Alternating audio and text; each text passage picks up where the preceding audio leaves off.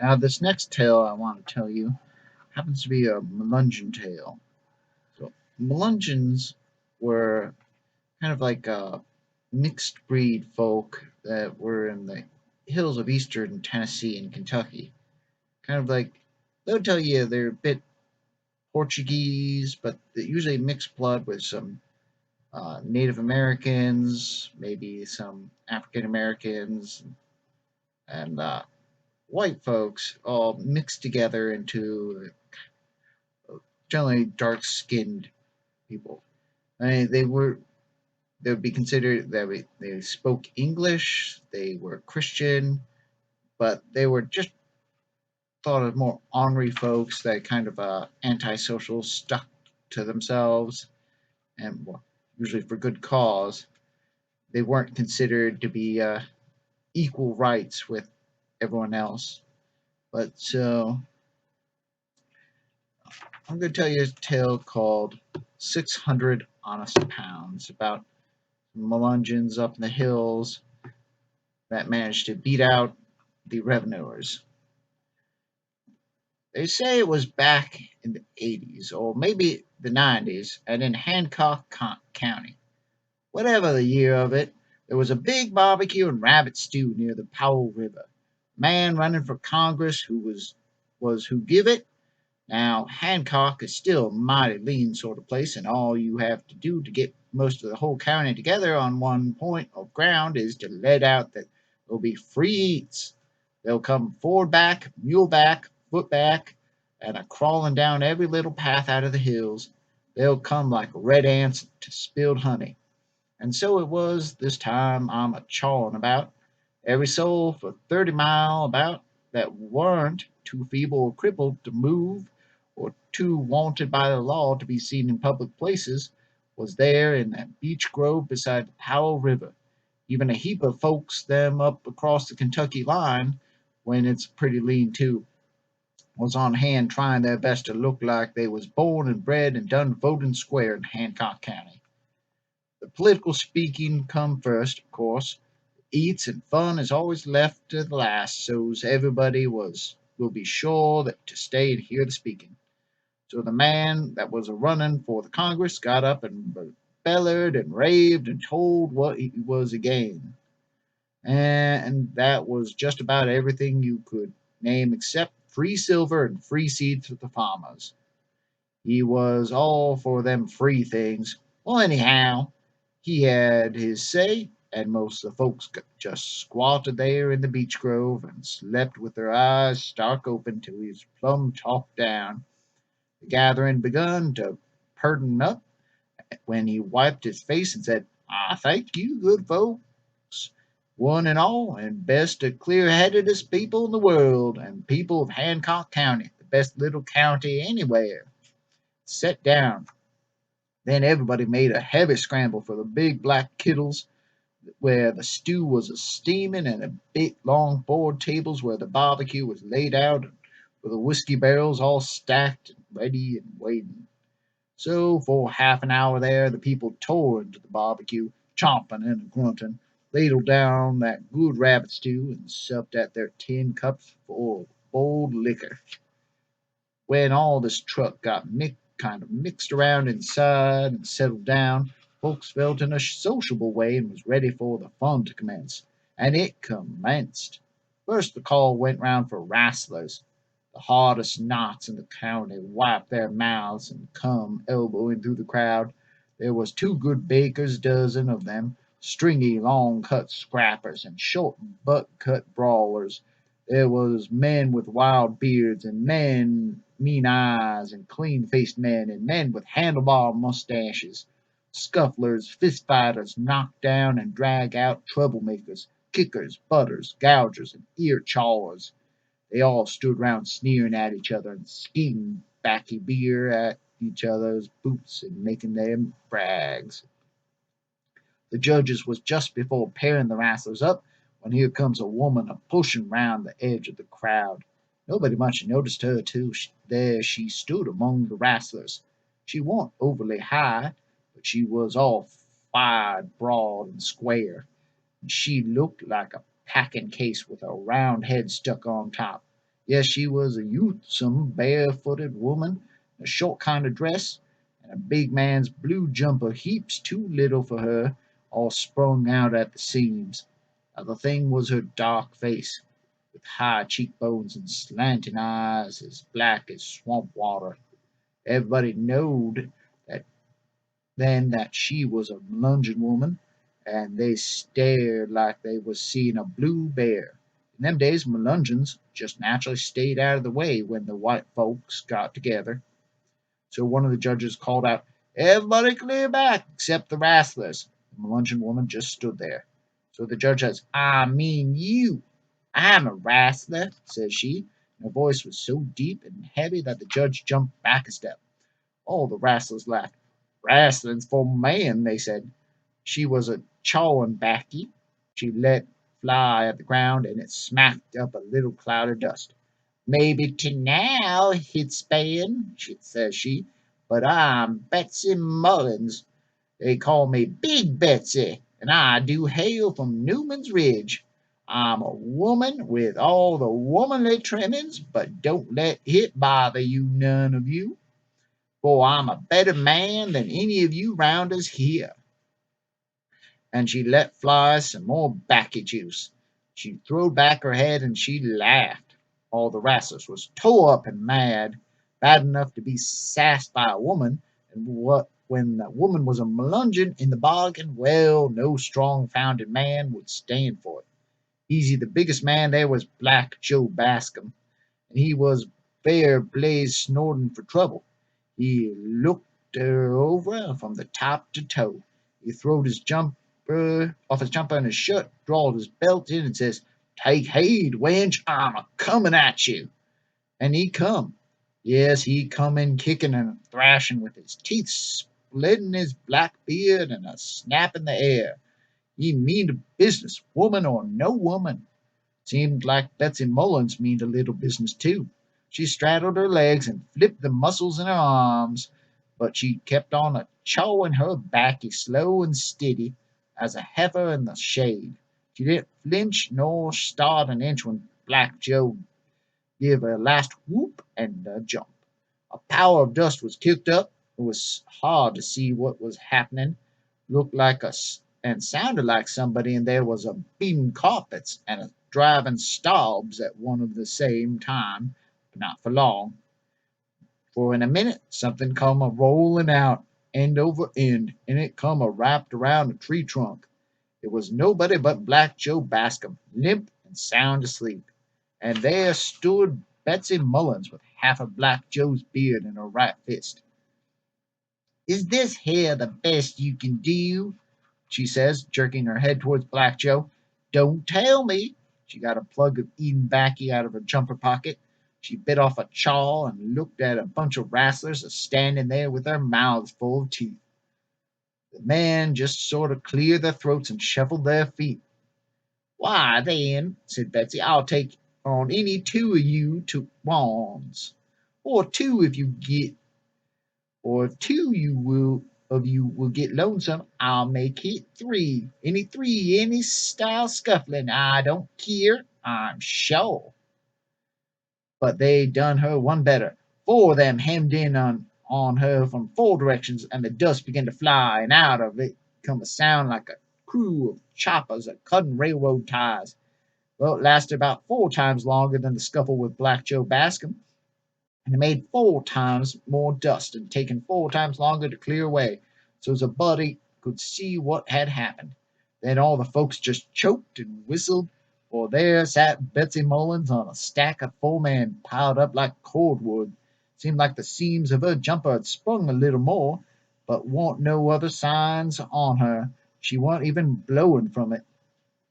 "Come on, you rounders," she says. If the men round here is this puny, I reckon I'm good able to take on the rest of you at one whack."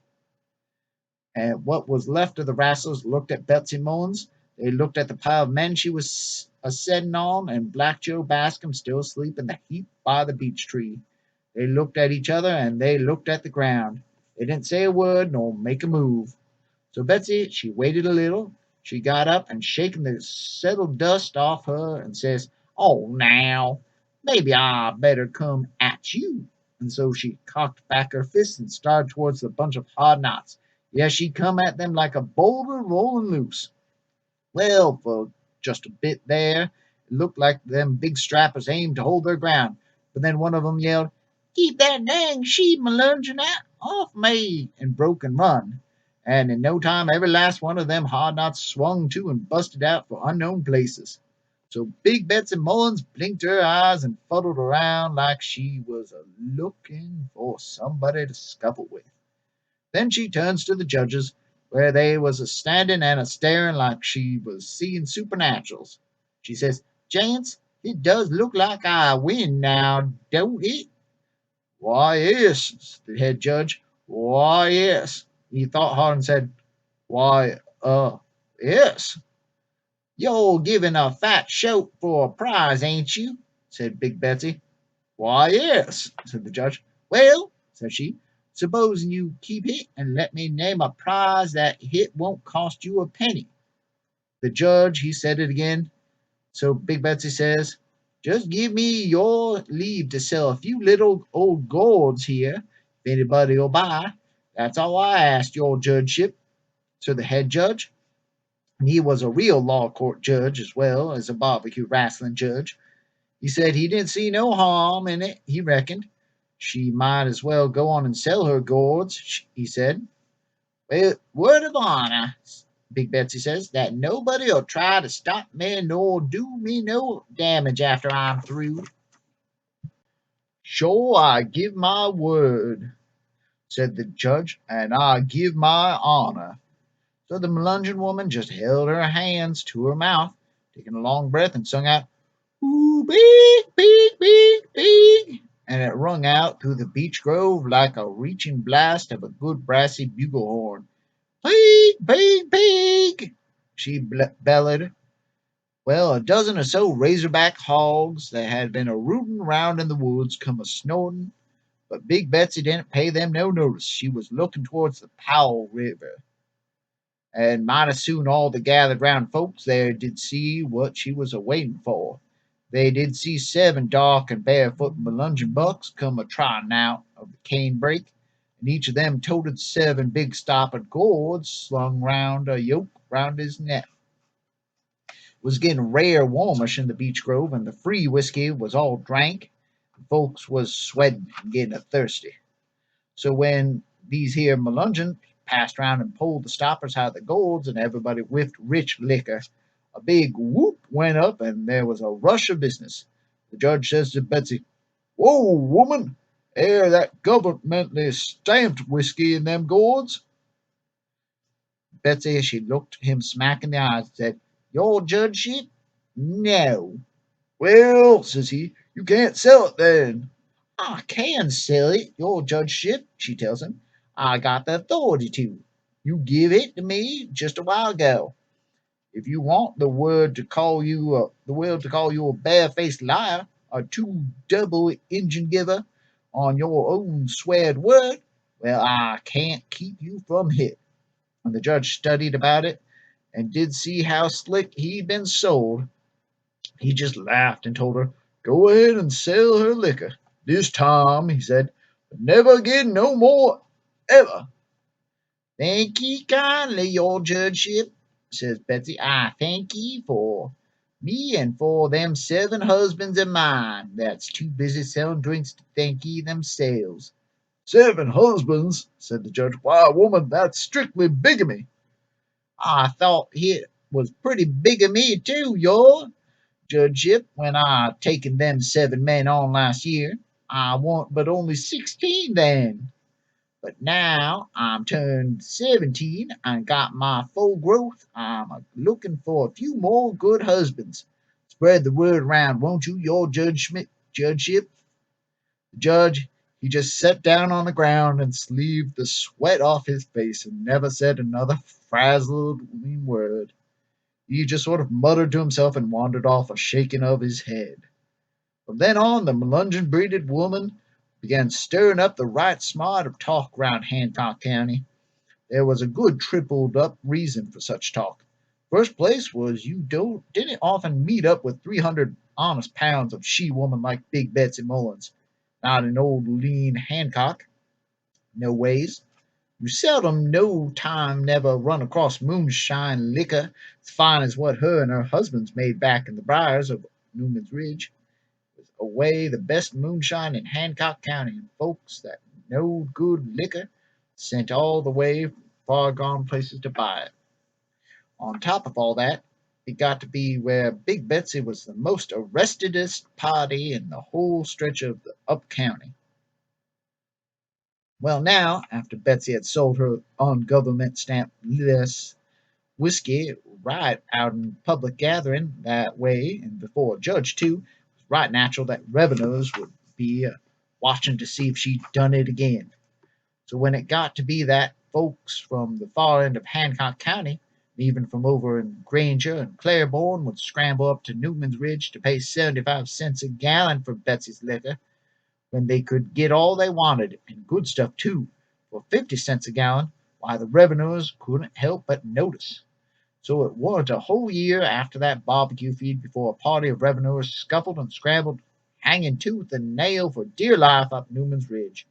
Single file they could come up the straight up and leaning back trail of the cliff on to the top where Betsy's cabin set on the very backbone of the ridge.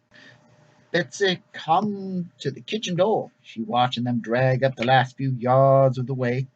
"Take it easy, boys," she yells to them. "It's powerful steep and slickery right about there, and you needn't be afeard I'll leave. There ain't no other way down from here." They finally make it up, all five of them, stood round the kitchen door a puffin' and a blowin'.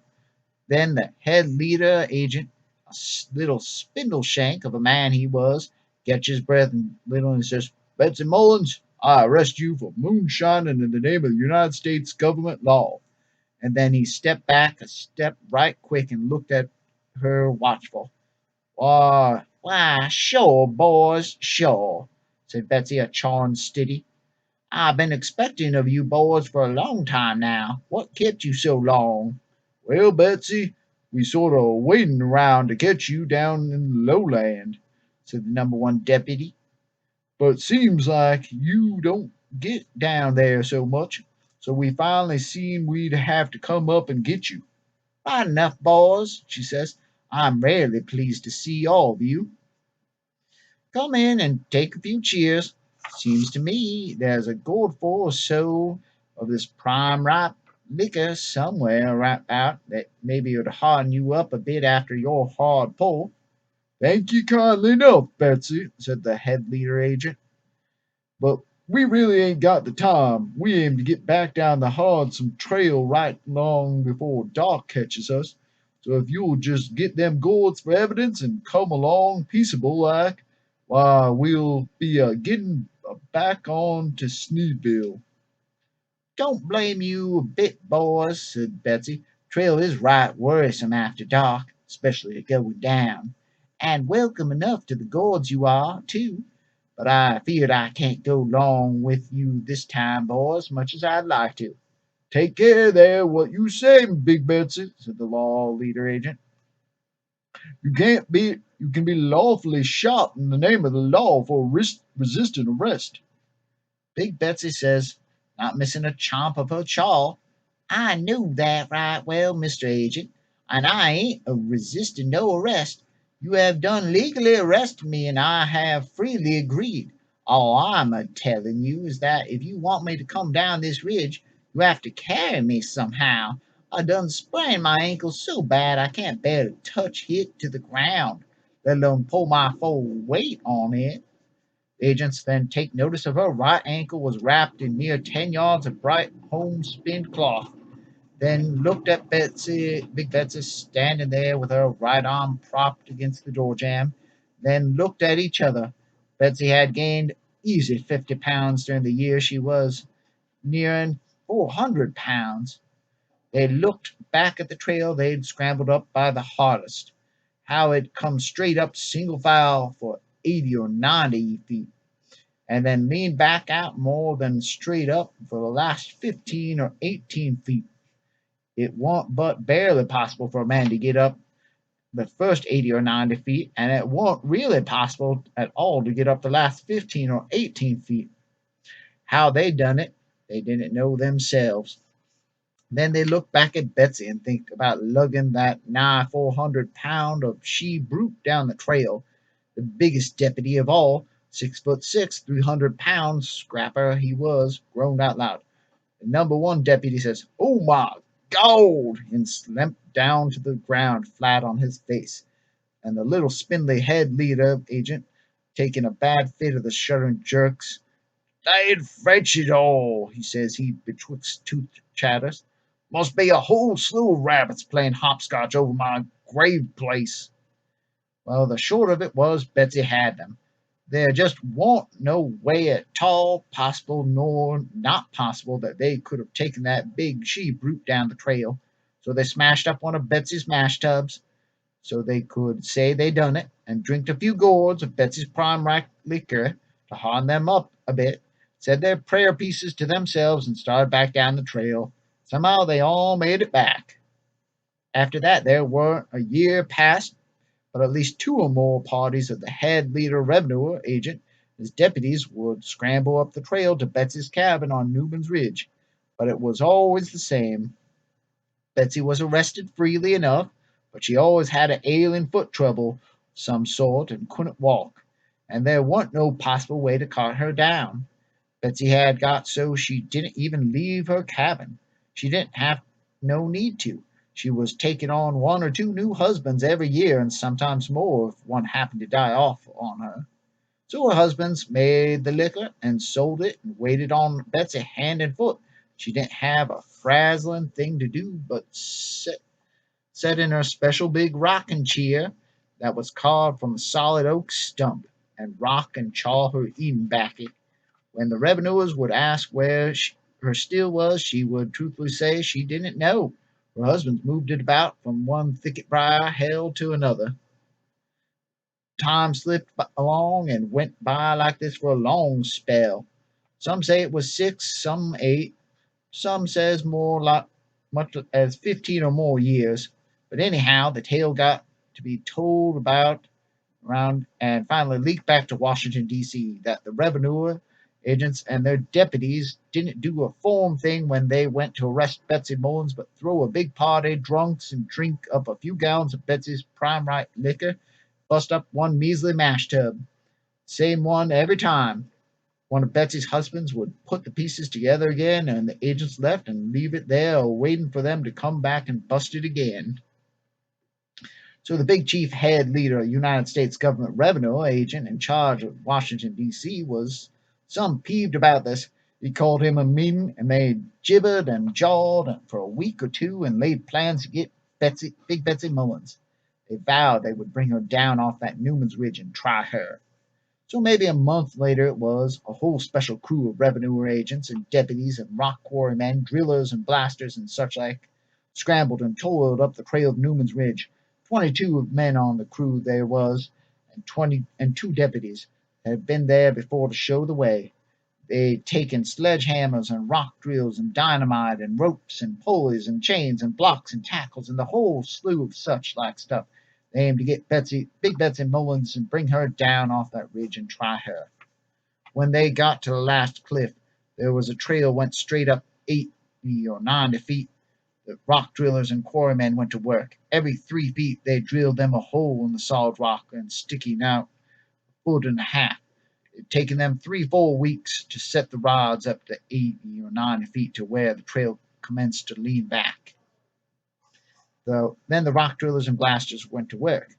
They drilled holes deep in the rock and charged them with dynamite, then clumbed back down the iron rod steps and got back away from the foot of the cliff and set off the dynamite.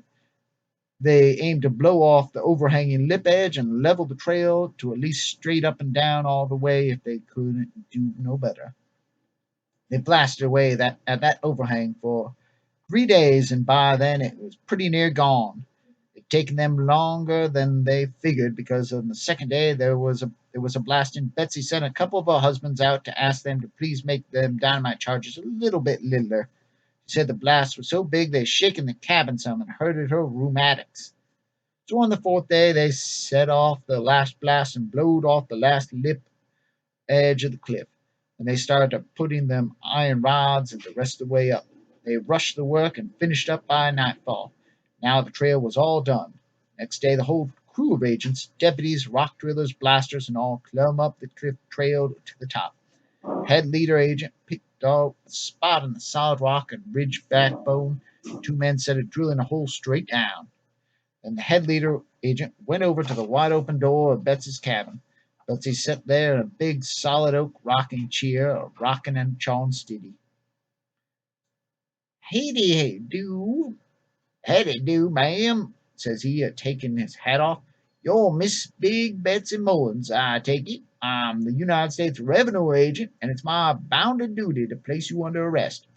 "Why, sure, Mr. Agent, sure," said Betsy. "Ain't none of you boys called on me in a long time. I've been a kind of missing you. Come in and take you a cheer and tell me what you boys are doing. You sure been making a mighty miration round here. You'll excuse me if I'm not getting up, but the truth is I done got so heavy and my rheumatics is so bad I can't bear my own weight at all.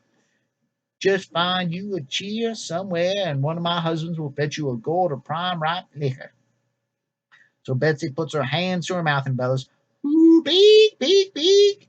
In no time, a whole pack of Melungeon bucks come trotting out up from somewheres on the ridge. One of them was a plumb young, unbeardless boy, but most of them were fairly long in their years, and the one that got there first was old and white whiskered and bent.